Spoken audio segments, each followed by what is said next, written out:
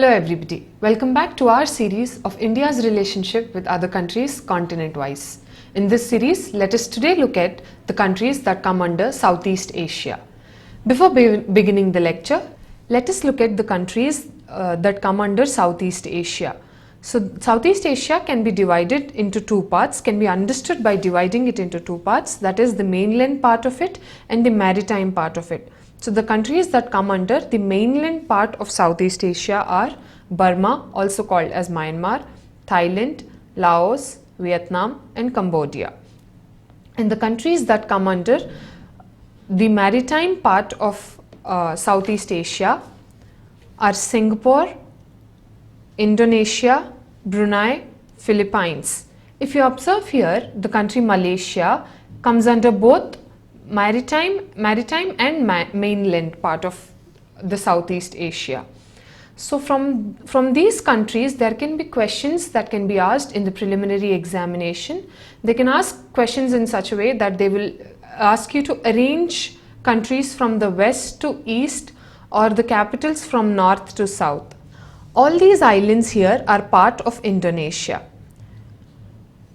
Indonesia is the largest archipelago in the world. So if you observe the latitude, the 0-degree equator line passes through the country Indonesia.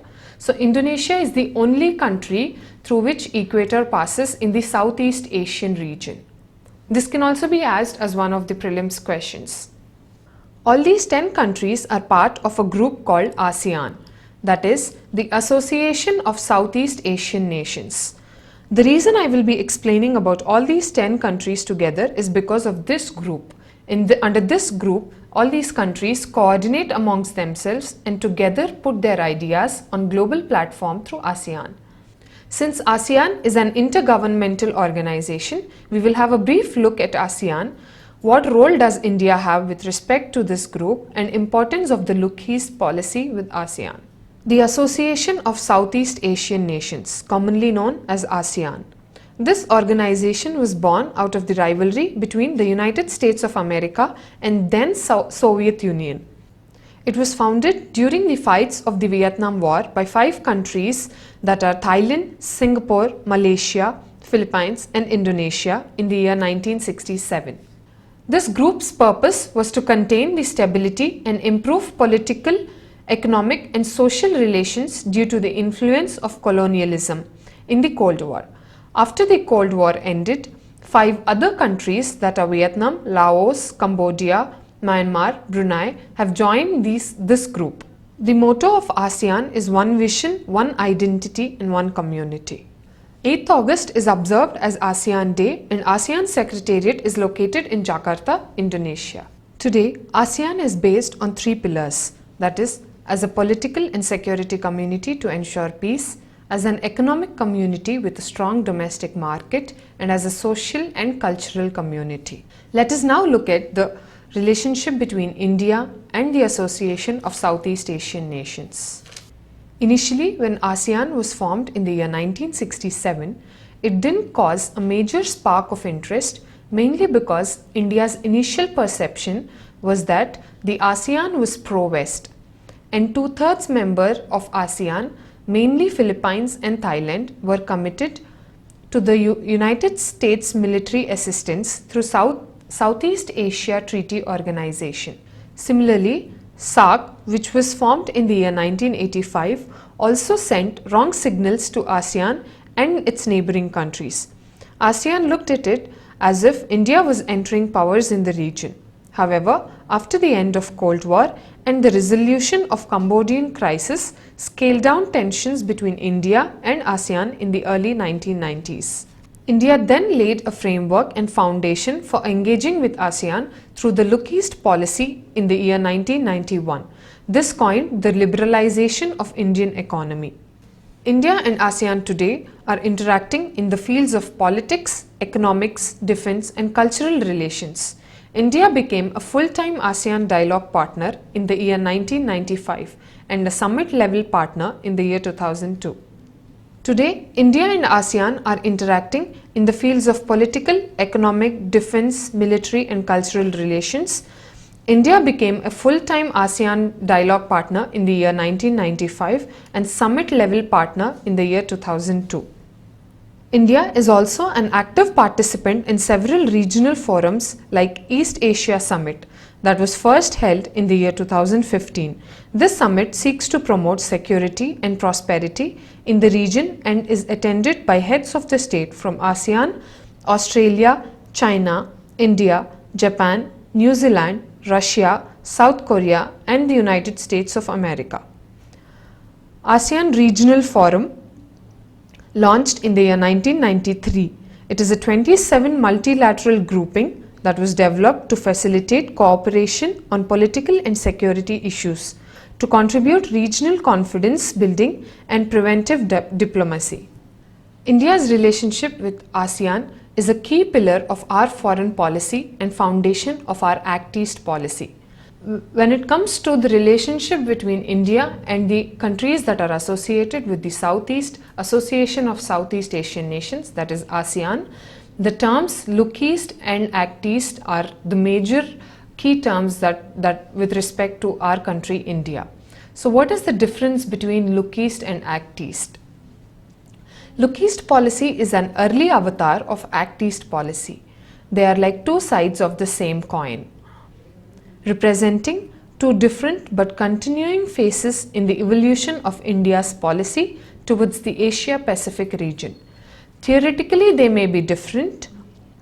Theoretically, there are differences like the Look East policy focused on ASEAN countries and the economic integration, whereas the Act East policy focuses on the countries that come under the ASEAN, the economic integration, East Asian countries and also the security cooperation.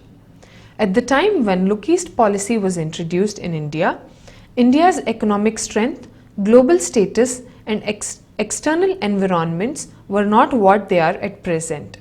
It was struggling to transition from a state-controlled economic regime to move to a liberated one. Whereas when Prime Minister Narendra Modi introduced Act East policy in the year 2014, India's economy was very relatively robust and its global profile was higher than it was. Act East policy has become a new thrust to intensify economy, strategic and diplomatic relations with countries that share common concerns with India on China's growing economy and military strength. Prime Minister Narendra Modi has also emphasized on the 4 C's with respect to the Act East policy, that are the culture, commerce, connectivity and the capacity building. To understand the economic relationship between India and ASEAN, we should know the ASEAN-India Free Trade Agreement, which is called AFTA, that was signed in the year 2003. The term Free Trade Agreement means trade without tariff, that is trade without tariff or trade barriers. The economic activities that are undertaken under AFTA are on agriculture, fisheries, forestry, mining and energy, science and technology, transport and infrastructure, human resource development, and other such sectors as handicrafts, small and medium enterprises, etc. Our economic relationship has significantly increased over the period of time with the Southeast Asian nations. Understanding the regional comprehensive economic partnership is also very important for the mains point of view in this exam. So what is regional comprehensive economic partnership? Its main aim was to boost trading of goods between the member nations without any trade barriers. The member nations that were under this were ASEAN nations and countries like Australia, New Zealand, India, China, Japan and South Korea.